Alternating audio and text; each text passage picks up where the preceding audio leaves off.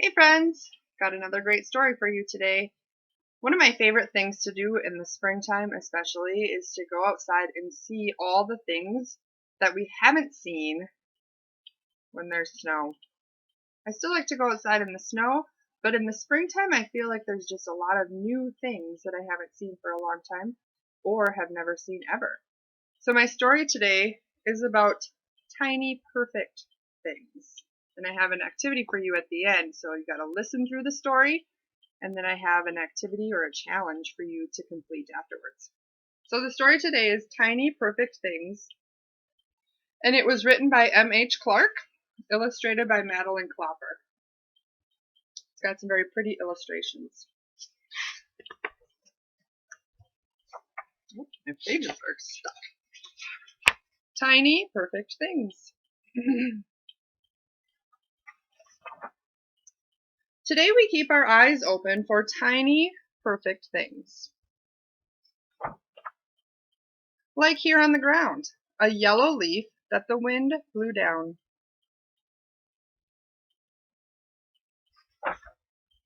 A spider's web that's caught the light. Look at, she's looking through it. A snail that climbed the fence last night. There he is, he's pretty tiny. See all the crows up in this tree? I watch them and they watch me. Check out what the crow has in his nest. Here's a red bottle cap and a man with a beautiful feather in his hat and a flower growing through a sidewalk crack. Look, our shadows are holding hands. They walk when we walk and they stand when we stand. I see a cat on the steps and someone we know. Let's wave hello.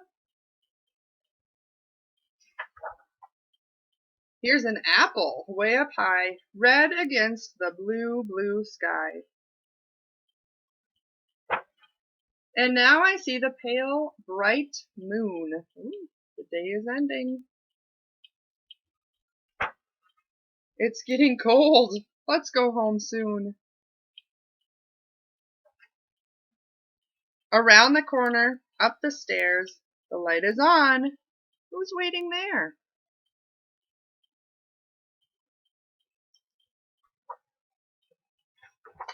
We found so many things today. A leaf, a snail, a cat, some crows.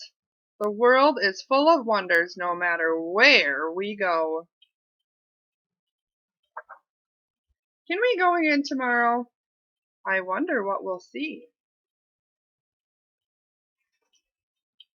The world is full of perfect things when you come and look with me. How many tiny perfect things can you find?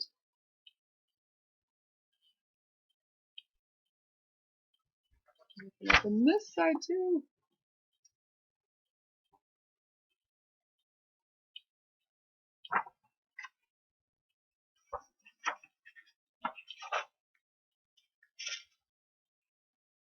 The end. Are you ready for your activity? I would like you to take a notebook or some paper and a clipboard, some crayons or some colored pencils, and I want you to go outside and I want you to find 10 tiny perfect things. Now, you could color a picture of those 10 tiny perfect things. You could make a list of what you find of 10 tiny perfect things, or you could attach those things to your notebook or your paper. If you find a little rock or a little leaf on the ground. Now, if you find a snail, probably don't want to put that in your notebook, but hopefully he stays still long enough so that you can draw a nice little picture of a tiny perfect snail. Let me know what you find, okay? I think that I am going to go outside and find lots of different things. It's been raining a lot, and I've been noticing some tiny perfect worms are coming out from the dirt. I've been noticing some tiny perfect leaves or buds starting on the trees. So your challenge, your goal is to find 10 tiny perfect things and put them in your notebook or on a piece of paper. I hope you have a great time. Enjoy that sunshine.